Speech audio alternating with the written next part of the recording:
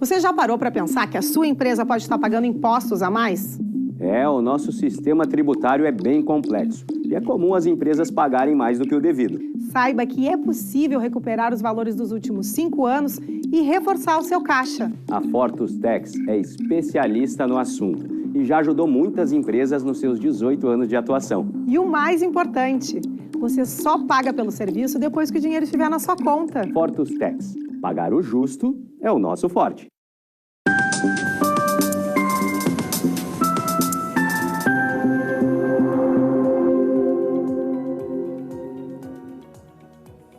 Olá, sejam todos bem-vindos. Está no ar o programa Papo Certo. Comigo, Amanda de Oliveira e Evanira Guiar. De segunda a sexta, às 8h30 da noite, estamos aqui e falamos sobre diversas áreas do direito, empreendedorismo, economia, política, turismo e saúde. E no papo de hoje, o tema é Direito Imobiliário Empresarial. Vamos saber mais por que é tão importante consultar um advogado especialista em imóveis na hora de fechar um negócio. Para falar sobre este tema, estamos recebendo o Dr. Eduardo de Mendonça Reins, que é presidente da HDI e membro da Comissão de Direito Imobiliário da OAB-RS, é pós-graduado em Direito Imobiliário, especialista em MBA executivo em LGPD e pós-graduado em Direito Digital. Muito obrigado pela presença no Papo Certo. Boa noite, Evanir. Boa noite, Amanda. Boa noite aos telespectadores. É uma honra. Em nome da HDI, agradeço o convite. É uma honra. Espero que tenhamos uma boa, proveitosa entrevista hoje aqui. Então seja muito bem-vindo, Dr. Eduardo. E você aí de casa que já está nos assistindo, participe do Papo Certo, enviando a sua pergunta ou comentário através do nosso WhatsApp, que aparece aí na tela. Mas vou te lembrar o número, 3029-8080, interaja com o nosso convidado. Um intervalinho de 30 segundos, já voltamos.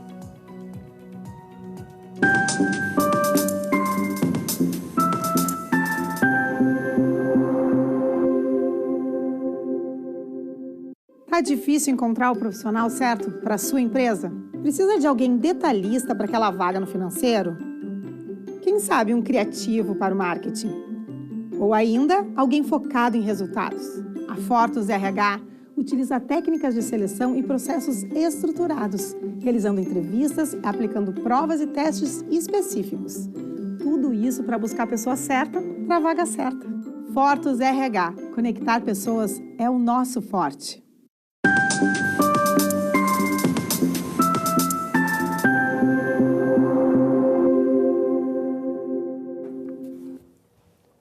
Viram como foi bem rapidinho? Já estamos de volta e não se esqueçam que também o programa está sendo transmitido simultaneamente pelo YouTube e Facebook. E através dessas duas plataformas vocês podem assistir e também compartilhar. Doutor Eduardo, então começando a nossa conversa de hoje, o que é a HDI e quando ela foi fundada? Bom, Evanir, a HDI é a Associação Gaúcha dos Advogados do Direito Imobiliário Empresarial. Ela foi fundada em 1990, ela é um braço do Secov e ela foi criada com o intuito de debater as questões do direito imobiliário, fomentar o debate jurídico e o aperfeiçoamento da legislação. Fazendo então hoje 33 anos, né, tenho a honra de estar aí na segunda gestão à frente dessa querida Associação Gaúcha. E, doutor Eduardo, quais são os objetivos então da associação? Os objetivos nossos é fazer o debate, é promover estudos, nós temos nossos grupos de estudos, nós temos alguns cursos, nós também temos muitas parcerias com outras associações e entidades que trabalham nesse mesmo setor e junto com elas nós objetivamos aí dar segurança ao ambiente de negócio imobiliário no estado e quiçá aí no país inteiro. Muito bem. E quais são as áreas de atuação de um advogado, olha só, direito imobiliário empresarial? Importante essa ênfase, né, doutor? Exatamente. Nosso intuito é proteger a parte das empresas e os negócios empresariais. Um advogado que atua nessa área tem que ter algum conhecimento, principalmente em questões de incorporação, de construção, também trabalhar bastante a lei do inquilinato, a lei de locações também, né, compra e venda de imóveis, e trabalhar com os nossos grandes parceiros, os registradores, os notários, por meio dos quais a gente tem aí uma ampla gama de trocas, né, para que a gente consiga solucionar os grandes entraves que hoje temos no mercado imobiliário. Que entraves, tipo de entraves? Os grandes entraves que a gente entende hoje são as legislações, a burocracia, né? Muita burocracia, o Estado intervém muito, e isso aí dificulta muito o trabalho e tem causado muita direcionamento de soluções para o Poder Judiciário. E isso tem causado, isso é custo, isso demanda tempo, né? E esse problema atravanca, né? Só causa mais problema para a população e para os próprios investidores. Doutor Eduardo, podemos considerar que o mercado imobiliário já se recuperou pós-pandemia? Olha, recuperação total nenhum mercado está, né? Hoje nós estamos nos recompondo, mas vemos que o mercado imobiliário sempre foi a grande locomotiva da economia nacional e mundial. Então acreditamos, né, sempre vimos isso na história, que é através do mercado imobiliário que nós vamos ter a grande retomada, através de emprego, geração, pagamento de tributos, investimentos, né, e até inclusive desenvolvimento de tecnologias por meio dos negócios imobiliários. E quais são então as expectativas para o mercado ainda em 2023? A nossa expectativa é, com a retomada do governo, agora com investimentos do governo, com fomento de liberação de fundos para investimento, nós acreditamos aí que essa retomada da construção vai trazer benefício para toda a economia. Excelente. Por falar em economia, como está então essa retomada de investimentos e aceleração do mercado? E aí entra a economia, obviamente. Exatamente. Nós estamos vendo que houve um recuo da parte comercial, dos imóveis comerciais, né? Porém, os imóveis residenciais ainda continuam com a sua atratividade, né? Então, nós estamos acreditando, a nossa associação, junto com as demais associações, a gente tem conversado bastante sobre a forma de retomada desse mercado e acreditamos aí, principalmente na Serra e no litoral, né, nós vimos aí cada vez mais empreendimentos sendo lançados, principalmente comerciais, e novos formatos estão surgindo, né, num conceito residencial, comercial, num empreendimento único, inclusive com outras, diversificando, como estacionamentos, inclusive parques temáticos, enfim. Nós acreditamos que através disso a gente tem aí um bom fomento da economia brasileira. Interessante isso que o senhor trouxe, que é uma mudança nos tipos de negócios, né, e de investimentos imobiliários que junta, por exemplo, Porto Alegre, eu ouvi falar na Zona Sul, que temos um resort residencial, né, em que a pessoa junta um resort junto com toda a parte do condomínio residencial. E essa é realmente uma tendência, não é, doutor? Exatamente. É uma mudança de mercado. É uma mudança e é um desafio, porque praticamente é uma cidade que tem que ser administrada. Então, nós temos ali síndicos, nós temos a necessidade de consultores, de advogados, de todo tipo de profissional que ali pode agregar valor, porque ali nós temos muito emprego, na periferia desses empreendimentos nós temos muitos negócios acontecendo, porque tem que ter o mercado, tem que ter a loja que vende os materiais elétricos. É uma cidade. É uma cidade. É maior do que muitos municípios, exatamente, né, do Brasil, né? E a gestão disso é um grande desafio, porque nós temos aí que criar praticamente uma Câmara de Vereadores, uma prefeitura para gerir tudo isso. E falando um pouco agora sobre a LGPD, né, que é a Lei Geral de Proteção de Dados, de que forma que ela contribui para a proteção, então, das pessoas que estão nesse mercado imobiliário? Pois é, dentro desse universo, dessas cidades que a gente está comentando aqui, nós temos os dados pessoais de todas as pessoas que ali transitam, desde os prestadores de serviços, dos moradores e dos próprios consumidores que por ali transitam. E a Lei Geral de Proteção de Dados, ela veio criar obrigações a serem observadas pelas empresas. Então, a lei de Proteção de Dados, ela tem que ser muito bem observada para que ela seja devidamente aplicada dentro desse ambiente, desse universo de pessoas. E por isso que a atividade jurídica e dos demais operadores, ela tem que atentar para esse tipo de legislação. Interessante essa questão da Lei de Proteção de Dados aplicados ao direito imobiliário. Eu lhe confesso que é a primeira vez que eu ouço falar, mas é claro que a LGPD ela se aplica a todas as pessoas, né? Não só pessoas jurídicas, mas físicas também, que é a proteção dos dados pessoais. Mas muito interessante trazer para a parte condominial e empresarial. Mas o que a LGPD protege, doutor? A Lei Geral de Proteção dos Dados, ela busca a privacidade das informações da pessoa natural. Então não se aplica à empresa, é para a pessoa física. Quem trata isso geralmente são as empresas. E aí nós falamos de condomínio, do prestador de serviço, de todo o núcleo de parceiros que tratam ali de um universo de pessoas. Então, no condomínio não pode o síndico decidir compartilhar os dados dos seus moradores em prol de algum benefício para o condomínio, não pode simplesmente fazer isso. De forma alguma, até porque nós temos ali a ANPD, que vai fazer a fiscalização, e outras entidades que também vão contribuir nessa fiscalização, e também nós temos o Poder Judiciário, ao qual o cidadão que se sentir de alguma forma prejudicado pode vir ao Poder Judiciário buscar uma indenização. Então, muito cuidado aí quem é síndico, né, os conselheiros aí que orientem muito bem aí a gestão de informações e dados dos seus condomínios. Realmente. Exatamente.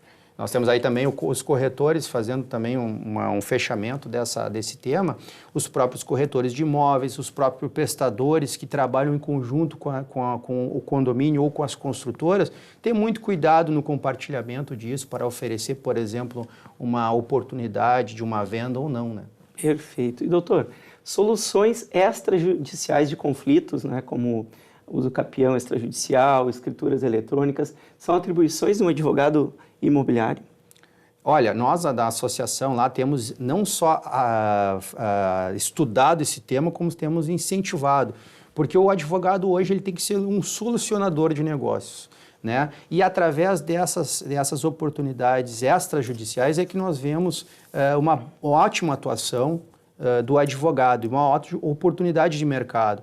Porque ali você foge do poder judiciário, da burocracia, da demora, da expectativa. Muitas vezes a expectativa é frustrada por uma decisão judicial que não estava planejada. E através dos meios extrajudiciais você encontra aí uma forma célere, segura, né, de resolver o problema do cliente, do cidadão, que é o que se busca hoje, né? Muitas vezes a pessoa deixa de resolver um problema, ou deixa engavetado. Vamos ver mais para frente, por não ter essa noção que pode, através de um acordo, né, extrajudicial, nem precisa ingressar num processo na justiça, não é? Porque aí pode demorar, e a gente sabe que a nossa justiça ela não tende a ser muito rápida, não é? Muito pelo contrário.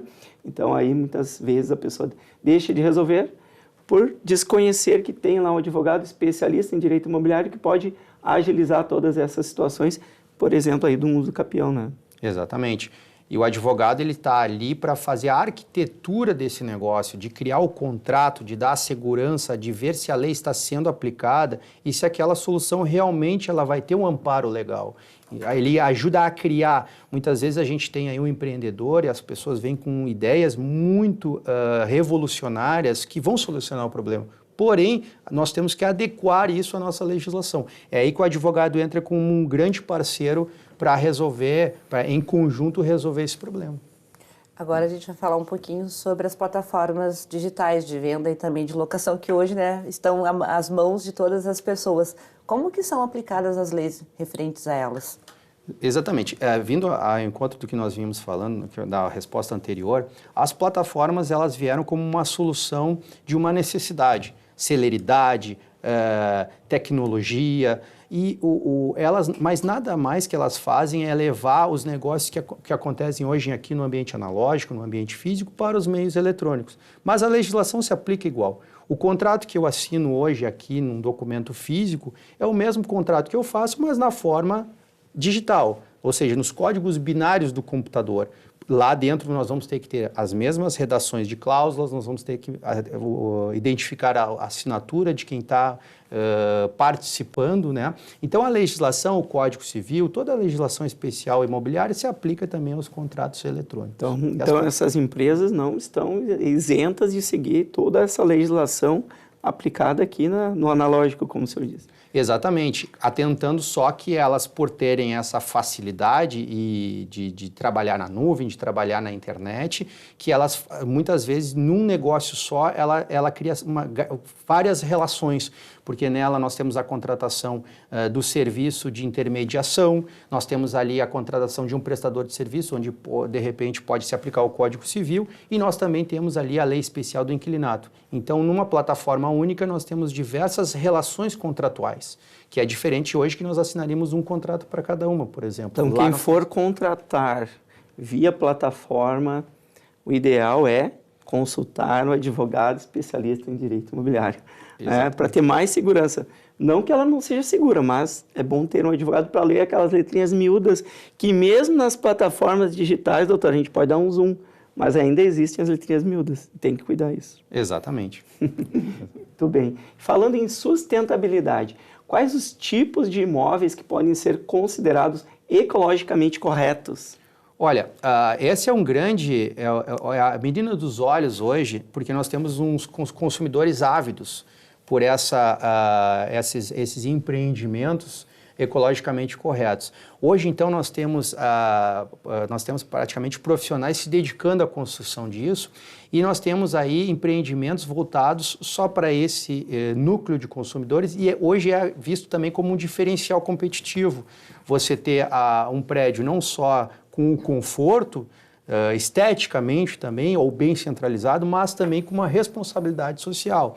Então, a própria captação de energia solar, a reutilização da água, os próprios materiais que são utilizados para aquecer o ambiente, como tinta, o próprio material utilizado para construção, diminuindo o custo do aquecimento, por exemplo, isso é fundamental para que a gente atenda esse tipo de público. Bom, então chegamos ao finalzinho do nosso primeiro bloco e a seguir vamos falar sobre financiamentos e investimentos. 30 segundinhos, já voltamos.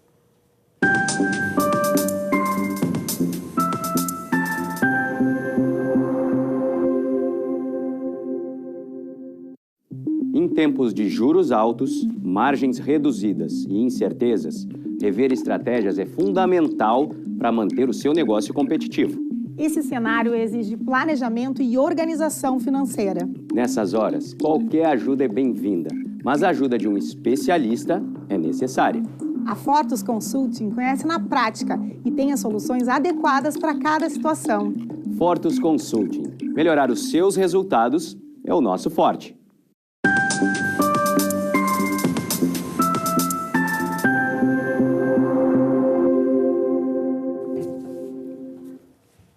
Voltamos e eu quero te convidar para nos seguir nas redes sociais e te lembrar que o programa também está sendo transmitido nos principais canais digitais, NET Claro Vivo e também Rede Litoral de televisão.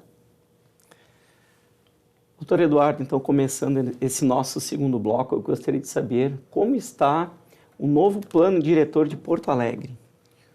Olha, esse é um grande debate, foi retrazido essa revisão do plano diretor. A HDI, obviamente, foi chamada como entidade com a sua representatividade, com os advogados de direito imobiliário e empresarial. Estamos lá participando e com outras entidades nós estamos num amplo debate, assim também como a população, para que os desejos de todos, tanto do investidor, daquele que quer empreender em Porto Alegre, obtenha o resultado esperado, assim como também se defenda o interesse do morador antigo e das pessoas que querem residir, né, em Porto Alegre, nos bairros antigos, nos bairros conhecidos, mas que de forma que um empreendimento não interfira na paz e na tranquilidade do morador.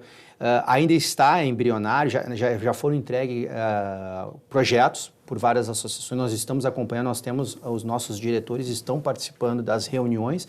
Eu acredito que muito em breve nós vamos ter aí uma resposta do Estado com essa esse debate democrático que está acontecendo. O que está sendo trazido para a discussão, doutor?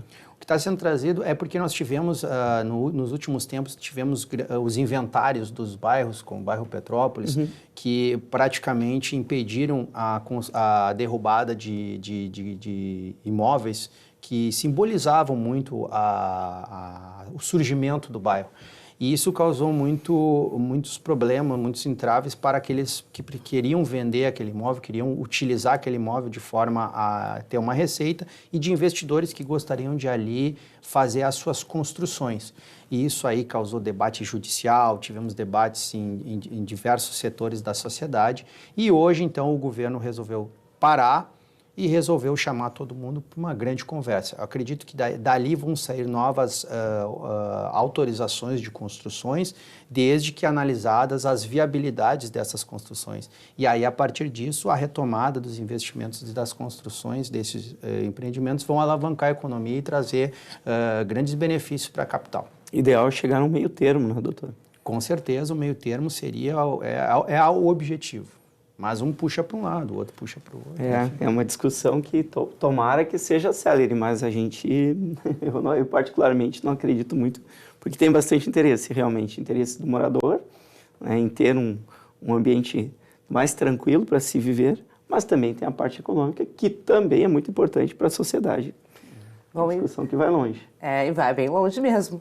E falando um pouquinho agora sobre moradias, né? Então eu quero te pedir para falar sobre a reedição do programa Minha Casa, Minha Vida. Até saiu uma notícia agora no início do ano de que o governo vai retomar, né, os investimentos da Minha Casa Minha Vida. Assim como planos antigos do sistema financeiro da habitação, sistema financeiro imobiliário, a Minha Casa Minha Vida é uma grande fonte de aporte de recursos para a população de baixa renda ter o seu acesso à sua moradia. O Brasil ainda demanda muito moradia, principalmente do pessoal, das pessoas de classe mais baixa, né? E com esse aporte do governo, com essa possibilidade de ter o acesso à sua residência, a gente acredita que isso vai fomentar e muito a economia com a construção, criação de empregos.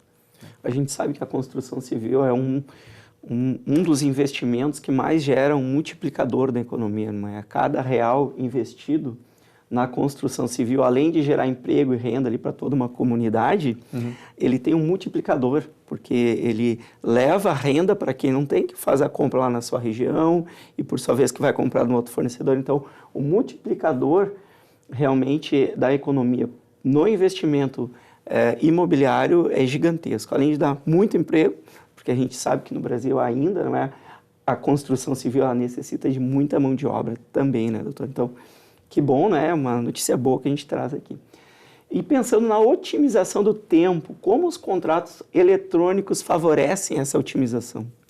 Olha, os contratos eletrônicos, eles permitem, né, eles atraem, eles quebram barreiras, né, de assinatura, porque o cidadão pode assinar em qualquer lugar, bastando ter um aplicativo ou acesso a um computador, consegue assinar um contrato em qualquer local. E ele, da mesma forma como o contrato físico, ele traz a mesma segurança. Assim como os contratos físicos, a pessoa pode ali falsificar a sua própria assinatura, pode perder esse documento, existe também um risco no contrato eletrônico, né? Porém, hoje, com a tecnologia, a gente consegue minimizar esse risco, né? Através dessas plataformas que estão sendo cada vez mais lançadas para nos auxiliar no uso dessa tecnologia. Em que tipo de contratos que se usa essa assinatura eletrônica? Olha, dentro do direito imobiliário nós temos aí as plataformas de aluguel de imóveis, as próprias compra e venda, promessas de compra e venda, até as contratações de fornecedores, obras empreitadas estão sendo feitas da forma totalmente eletrônica. Falando ainda mais um pouquinho sobre esse tema, o e-notariado, o que ele é? E essa ferramenta aqui, tanto é usada, como que ela favorece, então, também nas negociações? Perfeito. O e-notariado, na verdade, ele é um certificado dos notários que traz a mesma segurança da escritura pública, a chamada fé pública, né? Então, o e-notariado foi construído, foi concebido para que não se necessite ir no tabelionato fazer para que o tabelião lavre a escritura e participe dessa assinatura. Ele gera a assinatura, ele identifica a parte e essa parte faz essa assinatura por meio da plataforma digital, né? E esse documento é criptografado e da mesma forma que a gente tem uma escritura pública física, nós teremos essa escritura pública digital. Eu lembro de algumas vezes que eu fui até tabelionatos e tinha a salinha lotada de pessoas, 5, 6, 8 pessoas, principalmente quando numa negociação de um imóvel em que envolve muitos herdeiros. É muito comum ter ali, além do advogado, 5, 6, 8 pessoas. Com esse e-notariado, a gente fica mais tranquilo com esse serviço. Exatamente. Tem essa comodidade de eu poder assinar da minha casa. Não precisa de todo mundo no tabelionato. Não precisa se deslocar, procurar estacionamento, gastar com Uber, gastar com ônibus. E tem a autenticação do tabelionato. Exatamente, e você fica com a sua cópia, ela é enviada para registro da mesma forma que tivesse assinado uma escritura pública. E os custos são os mesmos? Os custos aí depende porque existe ali dentro da legislação e do próprio tabelionato, né, dos registradores, eles têm as suas, os seus emolumentos, né? E eles precisam, obviamente, utilizar desses valores para organizar. Obviamente que a estrutura eletrônica ela é menor em termos de pessoas trabalhando, mas nós temos que criar um ambiente seguro ali também. Então, temos que ter servidores, servidores, eu digo servidores de computador, né? A LGPD, nós temos que ter outros cuidados. Então, da mesma forma que a gente cria um benefício, nós também temos que observar o ônus que isso aí pode gerar, né? Porque nós temos, como bem foi salientada, a questão de ter a observância da LGPD e a proteção e a privacidade das pessoas que estão ali transitando. Mas é uma comodidade indiscutível, é o futuro, não é? Sim, hoje tudo... o que eu considero é que seria justo que ficasse, então, equivalente ao mesmo valor do presencial, já que não temos, né, os funcionários em si presenciais. A tendência é que diminua, porque justamente eu não preciso imprimir, eu não preciso pegar alguém para levar esse documento para o registro de imóveis, por exemplo, né? Esse documento é enviado eletronicamente e agora estão sendo desenvolvidas novas plataformas, por exemplo, a matrícula eletrônica. Então, o registrador hoje, ele simplesmente, você pode enviar esse documento eletrônico, ele automaticamente já registrar na matrícula. A escritura não tem que passar, lavrar a ata, guardar, arquivar em algum local, vai para o computador e fica muito mais rápido. Realmente, muito bom. Muito bem. E doutor, para os advogados que estão nos assistindo, como é que se faz para se associar à HDI? Olha, visitando o nosso site, que é www.hdie.com.br, você tem acesso a todas as informações da nossa associação. Lá tem uma aba específica onde você pode preencher um formulário que é enviado para o nosso setor responsável que vai analisar.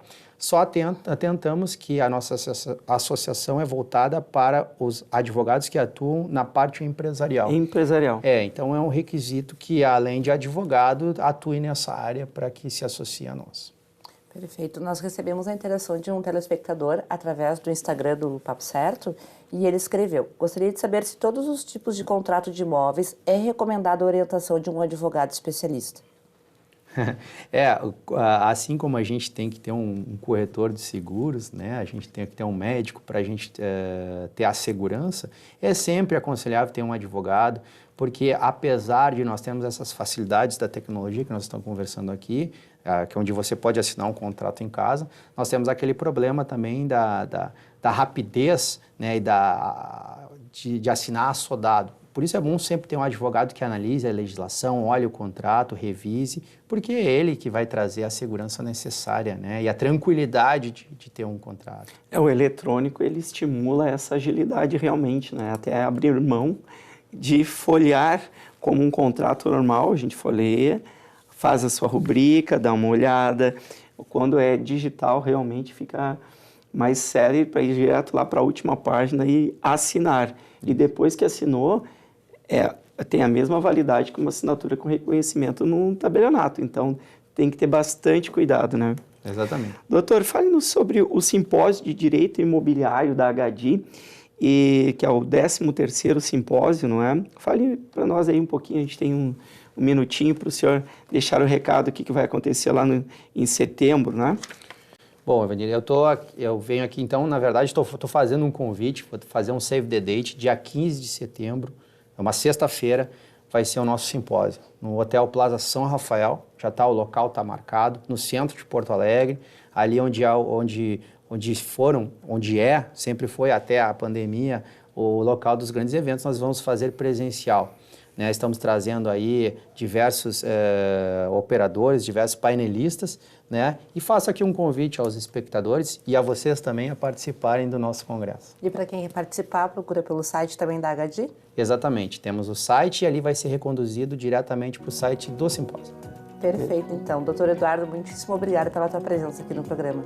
Eu que agradeço em nome da HDI, agradeço o convite, né? E espero que a gente daqui consiga tirar algum proveito no mercado imobiliário. Com certeza. Com certeza. E eu agradeço também a vocês de casa por terem nos assistido e lembro que quem perdeu pode assistir às 7h30 da manhã a nossa reprise. Gente, chegou a hora então de dar boa noite para vocês e dizer que amanhã às 20h30 estaremos novamente aqui esperando a todos. Até lá.